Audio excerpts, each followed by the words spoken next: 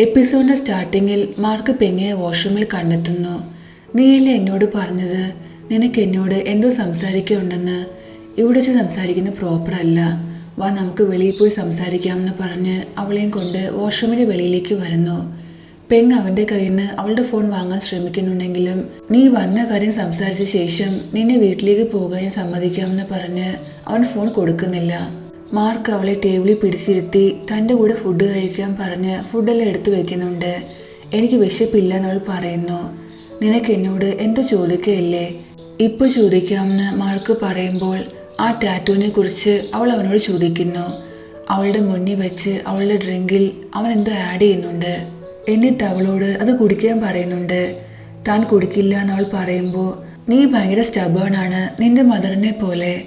നിന്നെ കാണുമ്പോഴെല്ലാം എനിക്ക് നിന്റെ മദറിനെ ഓർമ്മ വരുന്നതെന്ന് അവൻ പറയുന്നുണ്ട്. നീ എന്തിനാ എൻ്റെ മദറിനെ കൊന്നേന്ന് അവൾ ചോദിക്കുമ്പോൾ നമ്മൾ കണ്ടുമുട്ടാൻ കാരണം ഡെസ്റ്റിനിയാണ്. ഞാൻ എന്നും നിന്നെ ടേക്ക് കെയർ ചെയ്യുമെന്ന് അവൻ അവളോട് പറയുന്നു. എന്നെ ടച്ച് ചെയ്തെന്ന് പറഞ്ഞ് അവൻ്റെ അടുത്തുനിന്ന് അവൾ മാറിപ്പോകുന്നു. അവൾ നടന്നു വരുന്നത് ആ ക്യാമറ അടുത്തേക്കാണ്. അവൾ അവിടേക്ക് നോക്കുന്നുണ്ട്. പെങ് അവനോട് എല്ലാ സത്യങ്ങളും പറയാൻ പറയുന്നു. നിനക്ക് എന്താ ഞാൻ സ്റ്റുപ്പിഡാണെന്ന് തോന്നുന്നുണ്ടോ എന്ന് ചോദിച്ച് മാർക്ക് ആ ക്യാമറ എടുക്കുന്നു. എന്നിട്ട് ആ ക്യാമറ നോക്കി ഹലോ എന്ന് പറഞ്ഞ് നീ എന്താ ഇതെല്ലാം റെക്കോർഡ് ചെയ്ത് എവിഡൻസ് കളക്ട് ചെയ്ത് പോലീസിന് കൊടുക്കാനാണ് ശ്രമിക്കുന്നതെന്ന് ചോദിച്ച് ആ ക്യാമറ ബ്രേക്ക് ചെയ്യുന്നുണ്ട്. പെങ്ങിന് എന്ത് ചെയ്യണം എന്നറിയില്ല. ക്യാമറ എല്ലാം ബ്രേക്ക് ചെയ്ത ശേഷം അവൻ അവളോട് ശരിയാണ്, ഞാനാണ് നിന്റെ മദറിനെ കൊന്നത്. അവളെ കൊല്ലാൻ എനിക്ക് ഒരു പ്ലാൻ ഉണ്ടായിരുന്നില്ല. പക്ഷെ ഞാനുമായി ബ്രേക്കപ്പ് ചെയ്ത് അവൾ അവളുടെ ഹസ്ബൻഡിൻ്റെ അടുത്തേക്ക് പോകാൻ ആഗ്രഹിച്ചു. സോ എൻ്റെ മുന്നിൽ വേറൊരു വഴി ഉണ്ടായിരുന്നില്ല എന്ന് മാർക്ക് പറയുന്നു. ഈ റീസൺ കൊണ്ടാണോ നീ എൻ്റെ മദറിനെ കൊന്നേന്ന് അവൾ ചോദിക്കുമ്പോൾ എന്താ നീയും എന്നെ ഉപേക്ഷിച്ച് പോകാൻ പോകുകയാണോ എന്ന് അവൻ ചോദിക്കുന്നു. നിന്നെ പോലുള്ള മാഡ് പേഴ്സണെ എനിക്ക് ആവശ്യമില്ല എന്ന് പറഞ്ഞ് അവൾ അവനെ പുഷ് ചെയ്യുന്നുണ്ട്. എന്നിട്ട് തൻ്റെ കയ്യിലുണ്ടായിരുന്ന കത്തിയെടുത്ത് അവനെ കാണിക്കുന്നു. പക്ഷെ മാർക്ക് പേടിക്കാതെ അവളുടെ അടുത്തേക്ക് വന്ന് അവളുടെ കയ്യിൽ നിന്ന് ആ കത്തി പിടിച്ചു വാങ്ങിക്കുന്നു. നിന്നെ ഹർട്ട് ചെയ്യാൻ എനിക്കൊരു ആഗ്രഹവും ഇല്ലയെന്ന് അവൻ അവളോട് പറയുന്നുണ്ട്. അതേസമയം അതീതും ആ ഹോട്ടലിലേക്ക് വരുന്നു. മാർക്കിൻ്റെ റൂമിലേക്ക് പോകാനുള്ള പെർമിഷൻ അവനെ റിസപ്ഷനിസ്റ്റ് ചോദിക്കുന്നുണ്ട്. എനിക്ക് മാർക്കിനോട് ചോദിക്കണമെന്ന് പറഞ്ഞ് റിസപ്ഷനിസ്റ്റ് മാർക്കിനെ കോൾ ചെയ്യാൻ തുടങ്ങുന്നു.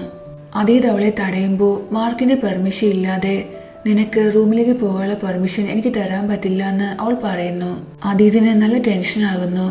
മാർക്കിൻ്റെ കൂടെ റൂമിൽ ഇപ്പോൾ എൻ്റെ ഗേൾഫ്രണ്ട് ഉണ്ട്, അവൻ അവളെ കൊല്ലും. ഞാൻ പോലീസിനെ അറിയിച്ചിട്ടുണ്ട്, അവരും വന്നുകൊണ്ടിരിക്കുക.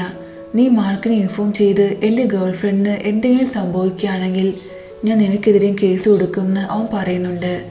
ആ റിസപ്ഷനിസ്റ്റിന് എന്ത് ചെയ്യണം എന്നറിയില്ല. ഇതെല്ലാം കേട്ട് അവളും പേടിക്കുന്നുണ്ട്. അകത്തേക്ക് പോകാനുള്ള പെർമിഷൻ അവൾ അവന് കൊടുക്കുന്നു. ഇവിടെ മാർക്ക് പെങ്ങിനെ കൊല്ലാൻ ശ്രമിക്കുകയാണ്. സൈഡിലിരുന്ന ഒരു ഫോട്ടോ ഫ്രെയിം വെച്ച് അവൾ അവൻ്റെ തലയിലടിക്കുന്നു. അപ്പോഴേക്കും ഡോർ തുറന്ന് അതീത് അകത്തേക്ക് വരുന്നു. അവൻ കാണുന്നത് പെങ് മാർക്കിനെ കൊല്ലാൻ തുടങ്ങുന്നതാണ്. അവൻ ഒരു വിധത്തിൽ വന്ന് അവളെ പിടിച്ചു മാറ്റുന്നുണ്ട്. ഇടയ്ക്ക് കയറുന്നത് നിന്റെ സ്ഥിരം സ്വഭാവമാണെന്ന് പറഞ്ഞ് മാർക്ക് അവൻ്റെ ഗണ്ണെടുക്കുന്നു. അതീത് പെങ്ങിനോട് അവിടുന്ന് പോകാൻ പറയുന്നുണ്ട്. പക്ഷെ അവൾ കേൾക്കാതെ അതീതിന് മുന്നിൽ വന്ന് നിൽക്കുന്നു. മാർക്കാകട്ടെ അവർക്ക് നേരെ ഗൺ പോയിന്റ് ചെയ്തിരിക്കുകയാണ്. അതീത് പെങ്ങിനെ പിടിച്ചു മാറ്റി അവളോട് വീണ്ടും അവിടുന്ന് പോകാൻ പറയുന്നു. ഇവരിങ്ങനെ പറഞ്ഞുകൊണ്ടിരിക്കുമ്പോൾ മാർക്ക് തറയെ ഷൂട്ട് ചെയ്യുന്നുണ്ട്. രണ്ടുപേരും പേടിക്കുന്നു. നിനക്ക് വേണ്ടി ഞാൻ എന്തൊക്കെ ചെയ്തു, എന്നിട്ട് അവസാനം നീ ചൂസ് ചെയ്ത് അതീതിനെയാണ്. നീയും നിന്റെ മദറിനെ പോലെ ബാഡാണെന്ന് പറഞ്ഞ് മാർക്ക് ആ ഗൺ പോയിന്റ് ചെയ്യുന്നുണ്ട്. അതീത് ഒരു വിധത്തിൽ അവൻ്റെ കയ്യിൽ നിന്ന് ഗൺ തട്ടിക്കളയുന്നു. അപ്പോഴേക്കും പോലീസ് അവിടേക്ക് വരുന്നുണ്ട്. നെക്സ്റ്റ് സീനിൽ അവരെല്ലാവരും പോലീസ് സ്റ്റേഷനിൽ ഇരിക്കുകയാണ്. പെങ് ഓഫീസറിനോട് എൻ്റെ മദറിൻ്റെ മർഡർ കേസ് മാർക്കിനെതിരെ എനിക്ക് ചാർജ് ചെയ്യണമെന്ന് പറയുന്നു. നിന്റെ പക്കൽ ഒരു പ്രൂഫും ഇല്ല. സത്യത്തിൽ നീയാണ് എന്നെ കൊല്ലാൻ വന്നത്. എന്നെ കൊല്ലാൻ ശ്രമിച്ചതിന് നിനക്കെതിരെ ഞാൻ കേസ് ഫയൽ ചെയ്യാൻ പോവുക. എന്നെ കൊല്ലാൻ വേണ്ടിയാ നീ അതിഥിനെ കൊണ്ട് എൻ്റെ റൂമിലേക്ക് വന്നേന്ന് അവൻ പറയുന്നു. നടന്ന എല്ലാ കാര്യങ്ങളും പെങ് ഓഫീസറിനോട് പറയുന്നു. നെക്സ്റ്റ് സീനിൽ അതീതും പെങ്ങും പോലീസ് സ്റ്റേഷന് വെളിയിലേക്ക് വരികയാണ്. അതീത് നല്ല ദേഷ്യത്തിലായിരുന്നു. പെങ് അവനോട് സോറി പറയുന്നുണ്ട്. നീ എന്തിനാ ഇങ്ങനെയൊക്കെ ചെയ്തത്? ഞാൻ നിന്നോട് പറഞ്ഞല്ലേ, എന്ത് പ്രശ്നമാണെങ്കിലും നിന്നെ സപ്പോർട്ട് ചെയ്ത് ഞാൻ നിന്റെ കൂടെ ഉണ്ടാകുമെന്ന്. നിന്റെ ലൈഫ് ഡേഞ്ചറിലാക്കാൻ എനിക്ക് താല്പര്യമില്ലായിരുന്നു എന്ന് അവൾ പറയുന്നു. നിനക്ക് എന്തെങ്കിലും സംഭവിച്ചിരുന്നെങ്കിൽ ഞാൻ പിന്നെ എന്ത് ചെയ്യുമായിരുന്നു? നീ എന്തിനാ മാർക്കിനടുത്ത് പോയെന്ന് അവൻ ചോദിക്കുന്നുണ്ട്. പെങ് എല്ലാ കാര്യങ്ങളും അതീതിനോട് പറയുന്നു. മാർക്കാണ് എൻ്റെ മദറിനെ കൊന്നേന്ന് അവൾ പറയുന്നുണ്ട്. ഇത് കേട്ട് അവൻ ഒരുപാട് ഷോക്കാകുന്നു. നെക്സ്റ്റ് സീനിൽ അവർ രണ്ടുപേരും കോർട്ടിനെയും തനുവിനെ കാണാൻ വരുന്നു. എല്ലാ കാര്യങ്ങളും അവർ അവരോട് പറയുന്നുണ്ട്. നെക്സ്റ്റ് ടൈം എന്തെങ്കിലും ചെയ്യുന്നതിന് മുന്നേ നീ ഞങ്ങളെ അറിയിക്കണം. അറ്റ്ലീസ്റ്റ് നിന്റെ ഡെഡ് ബോഡി എടുക്കാനെങ്കിലും ഞങ്ങൾക്ക് വരാമല്ലോ എന്ന് കോർട്ട് പറയുന്നുണ്ട്. എന്താ മാർക്കിനെ അറസ്റ്റ് ചെയ്തു എന്ന് തനുൻ ചോദിക്കുമ്പോൾ ഇപ്പോൾ അവൻ ജയിലിലാണെന്ന് അതീത് പറയുന്നു. നെക്സ്റ്റ് സീനിൽ അവർ രണ്ടുപേരും വീട്ടിലിരിക്കുകയാണ്. അതീത് പെണ്ണിനടുത്ത് വന്ന് അവൾക്ക് ഫീവർ ഉണ്ടോ എന്ന് ചെക്ക് ചെയ്യുന്നു. താൻ ഓക്കെ ആണെന്ന് അവൾ പറയുമ്പോൾ നിന്നെ കണ്ടിട്ട് ഓക്കെ ആണെന്ന് തോന്നുന്നില്ല, നീ ഇങ്ങനെ അപ്സെറ്റ് ആയിരിക്കുകയാണെങ്കിൽ ഒന്നും ഓക്കെ ആകില്ല എന്ന് അവൻ പറയുന്നു. അവൾ അവൻ്റെ ഇഞ്ചുറി ചെക്ക് ചെയ്ത് നിനക്ക് എപ്പോഴും ഞാൻ കാരണമാ ഇഞ്ചുറീസ് പറ്റുന്നതെന്ന് പറയുന്നു. ഒരുപാട് ഇഞ്ചുറി ഒന്നും പറ്റിയിട്ടില്ല, അതുകൊണ്ട് നീ ടെൻഷൻ ആകേണ്ട ആവശ്യമില്ല എന്ന് അവൻ പറയുന്നു. പെങ് അവനോട് താങ്ക്സ് പറയുന്നു. നീ കറക്റ്റ് സമയത്ത് വന്ന് എന്നെ തടഞ്ഞില്ലായിരുന്നെങ്കിൽ ഞാൻ ഇപ്പോൾ ഒരു മർഡർ ആയനെന്ന് അവൾ പറയുന്നുണ്ട്. നീ എപ്പോഴും സ്ട്രോങ് ആകേണ്ട ആവശ്യമില്ല, നിന്നെ ഞാൻ ടേക്ക് ചെയ്തോളാം എന്ന് അവനോട് പറയുന്നു. അവളെ ഹഗ് ചെയ്യുന്നുണ്ട്. ഈ സീനിൽ അതീത് പെണ്ണിനോട് ഉറങ്ങാൻ പറഞ്ഞ് അവളുടെ അടുത്ത് വന്നിരിക്കുന്നു. അവളുടെ മൂഡ് ഓക്കെ ആക്കാനായി അവളോട് ഓരോ കാര്യങ്ങൾ സംസാരിക്കുന്നുണ്ട്. നീ മറ്റുള്ളവരുമായി ഫൈറ്റ് ചെയ്യുന്നതിനേക്കാളും ബെറ്റർ എന്നോട് ഫൈറ്റ് ചെയ്യുന്നതാണെന്ന് അവൻ പറയുന്നു. എനിക്കിപ്പോൾ നിന്റെ കൂടെ നിൽക്കാൻ ഒരു പേടിയില്ല എന്ന് അവൾ പറയുന്നുണ്ട്.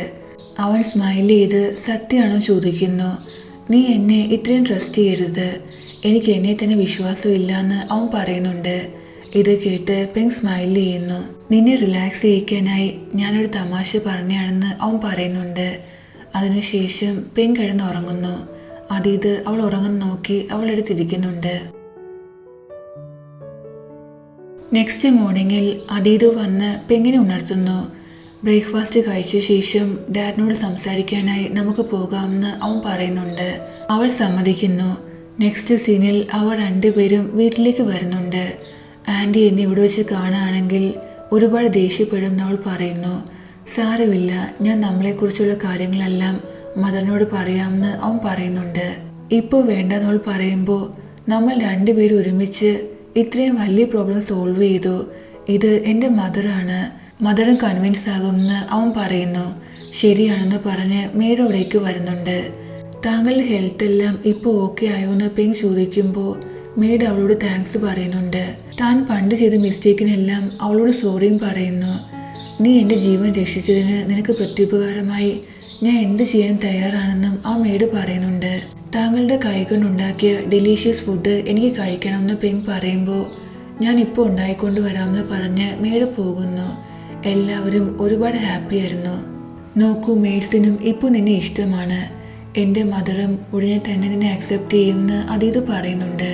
അതിനുശേഷം പെങ്ങും അതീതും അതീതിൻ്റെ ഫാദറിൻ്റെ അടുത്ത് വന്ന് എല്ലാ കാര്യങ്ങളും പറയുന്നു. ഇതെല്ലാം കേട്ട് കഴിഞ്ഞ ശേഷം അതീതിൻ്റെ ഫാദർ ഒരുപാട് സാഡ് ആകുന്നുണ്ട്.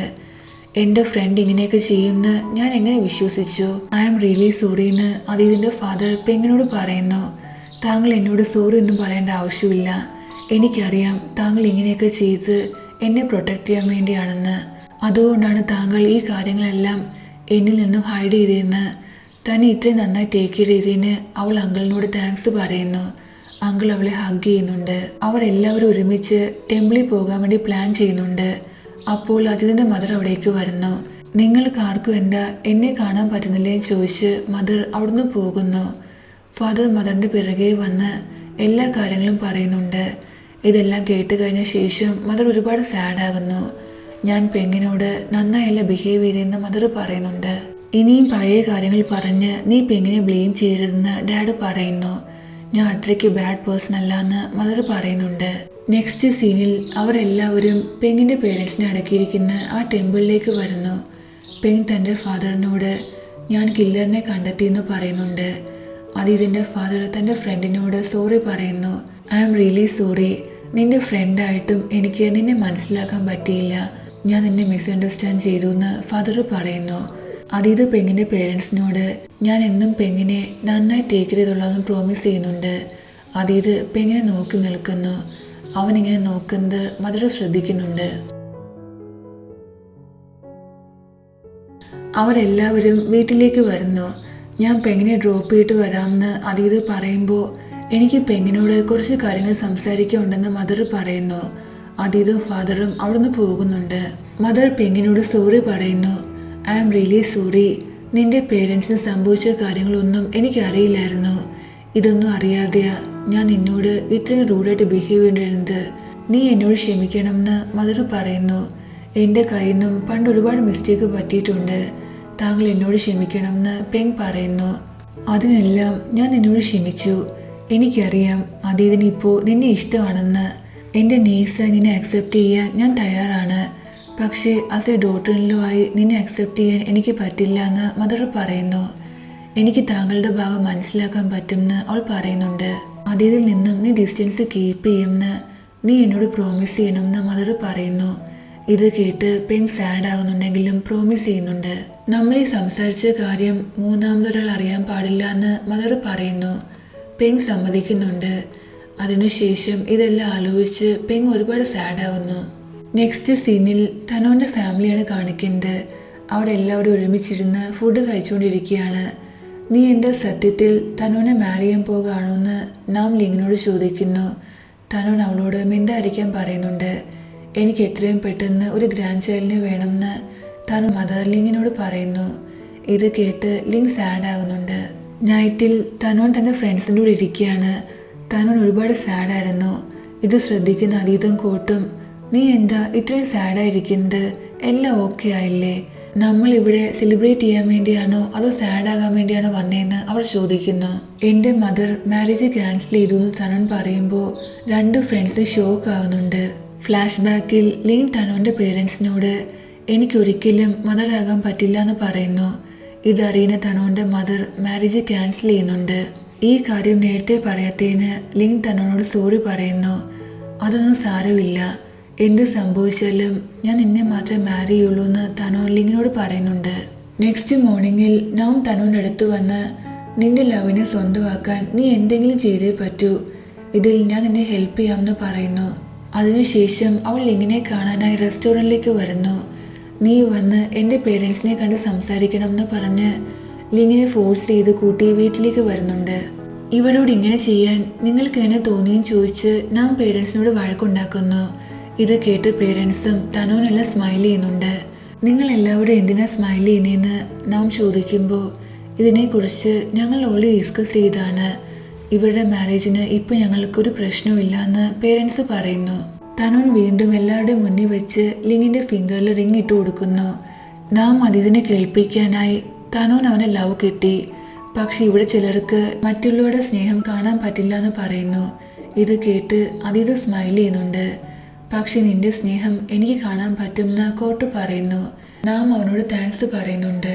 അവൾ പെങ്ങിനോട് അതീത് ചൂസ് ചെയ്ത് നിന്നെയാണ്, സോ ഇനി മുതൽ അവനെ ടേക്ക് കെയർ ചെയ്യേണ്ടത് നിന്റെ റെസ്പോൺസിബിലിറ്റി ആണെന്ന് പറയുന്നു. അതീത് പെങ്ങിൻ്റെ അടുത്ത് വന്ന് നിന്റെ ഫേസിൽ എന്താ ഇത്രയും സാഡ്നെസ്, എന്തെങ്കിലും സംഭവിച്ചോ എന്ന് ചോദിക്കുന്നു. ഞാൻ മാർക്കിനെ കുറിച്ച് ആലോചിക്കുകയായിരുന്നു, അവന് ശിക്ഷ കിട്ടുമോ ഇല്ലയോ എന്ന്. ഇപ്പോൾ നീ അതിനെക്കുറിച്ചൊന്നും ആലോചിക്കരുത്, നിന്റെ ഫ്യൂച്ചറിനെ കുറിച്ച് ആലോചിക്കാൻ അവൻ പറയുന്നു. പെങ് നല്ല വിഷമത്തിലായിരുന്നു. പക്ഷെ അവൾ സ്വയം കൺട്രോൾ ചെയ്യുന്നു. എന്നിട്ട് അതിഥിനെ നോക്കി നീ എല്ലാ കാര്യത്തിലും എന്നെ സപ്പോർട്ട് ചെയ്ത് എൻ്റെ കൂടെ ഉണ്ടായിരുന്നു, അതിനെല്ലാം ഒരുപാട് നന്ദിയുണ്ടെന്ന് അവൾ പറയുന്നു. ഞാൻ എന്നും നിന്റെ കൂടെ ഉണ്ടായിരിക്കുമെന്ന് അവൻ അവളോട് പറയുന്നുണ്ട്. അവൻ അവളെ ഹഗ് ചെയ്യുന്നു. അപ്പോഴാണ് അതിഥിൻ്റെ മദർ പറഞ്ഞ കാര്യം അവൾ ഓർക്കുന്നത്. അവൻ്റെ അടുത്ത് നിന്ന് അവൾ മാറി നിൽക്കുന്നു. അതിനുശേഷം അവൾ ഓങ്ങിൻ്റെ അടുത്ത് വന്ന് നീ ഇവിടെ വർക്ക് ചെയ്യുന്നിടത്തോളം കാലം അതിഥിൻ്റെ കാര്യങ്ങൾ നീ ശ്രദ്ധിക്കണമെന്ന് പറയുന്നു. നീ എവിടെ പോവുകയാണെന്ന് ഓങ് അവളോട് ചോദിക്കുന്നുണ്ട്. പക്ഷെ പെങ് അതിന് മറുപടി ഒന്നും പറയുന്നില്ല. ഓങ്ങിനെ ഹഗ് ചെയ്ത് ഒരുപാട് കരയുന്നു. നെക്സ്റ്റ് മോർണിംഗിൽ അതീത് പെങ്ങിൻ്റെ വീടിൻ്റെ ഫ്രണ്ട് വന്ന് നിൽക്കുന്നു. ഞാൻ കോർട്ടിൽ ഒറ്റയ്ക്ക് പൊയ്ക്കോളാമെന്ന് പെങ് പറയുന്നുണ്ട്. പക്ഷെ ഞാനും നിന്റെ കൂടെ വരുന്നു എന്ന് അവൻ പറയുന്നു. അവൾ അവനെ നോക്കി സ്മൈൽ ചെയ്യുന്നുണ്ട്. അവർ കോർട്ടിൽ വരുന്നു. അപ്പോൾ തനുവിന് ലിങ്ങും കോട്ടും അവിടേക്ക് വരുന്നുണ്ട്. അതീത് മാത്രമല്ല ഞങ്ങളും നിന്റെ കൂടെ ഉണ്ടെന്ന് കോട്ട് അവളോട് പറയുന്നു. ഇവിടെ എല്ലാവരെയും കണ്ട് പെങ് ഇമോഷണൽ ആകുന്നു. ഇന്ന് കരയേണ്ട നീയല്ല മാർക്കാണെന്ന് തനുൺ പറയുന്നുണ്ട്. അതീത് അവളെ സമാധാനിപ്പിക്കുന്നു. ഞങ്ങൾ എല്ലാവരും നിന്റെ കൂടെ ഉണ്ടെന്ന് പറഞ്ഞ് അവൾക്ക് ധൈര്യം കൊടുക്കുന്നു. അതിനുശേഷം പെങ് തന്നെ ലോയറിൻ്റെ അടുത്ത് വരുന്നു. മാർക്കിൻ്റെ ലോയർ ഒരുപാട് മോശമായ ക്വസ്റ്റ്യൻസ് നിന്നോട് ചോദിക്കും, പക്ഷെ നീ കാമായിട്ട് സ്വയം കൺട്രോളിൽ നിൽക്കണമെന്ന് ലോയർ പറയുന്നുണ്ട്. എനിക്ക് മനസ്സിലായി, ഞാൻ നോക്കിക്കൊള്ളാമെന്ന് അവൾ പറയുന്നു. അതീത് അവളോട് ധൈര്യമായിരിക്കാൻ പറയുന്നുണ്ട്. ഇവിടെ മാർക്കിൻ്റെ ലോയർ അവനോട് ഈ കേസ് 1 മണിക്കൂർ കൊണ്ട് ഞാൻ ക്ലോസ് ചെയ്യുമെന്ന് പറയുന്നു. പെങ് തൻ്റെ ആളുകളുമായി അവിടേക്ക് വരുന്ന കണ്ട് മാർക്ക് അവളോട് നിനക്ക് എന്താ പേടിയുണ്ടോ?